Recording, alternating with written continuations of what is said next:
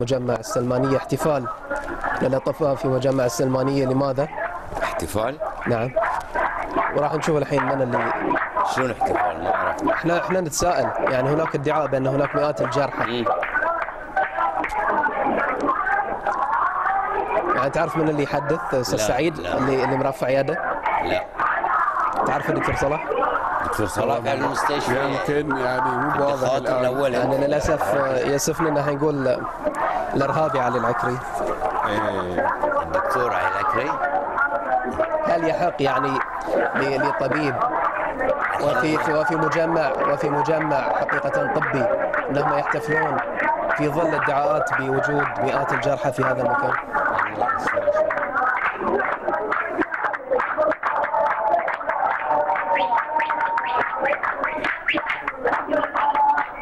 يعني نسمع دكتور.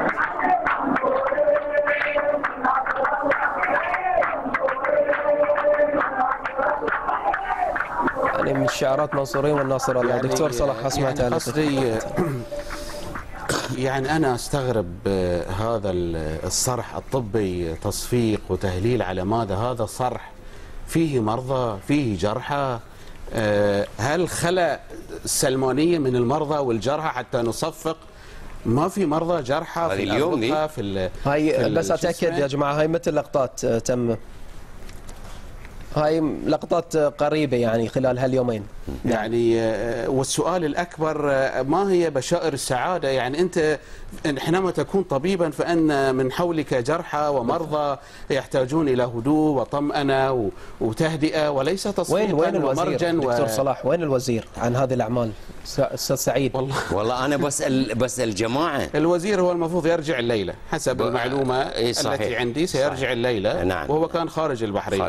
لكن يعني هل يحق ايضا، هاي سؤال دكتور صلاح، يعني سؤال نسال، هل يحق لوزير انه يسافر؟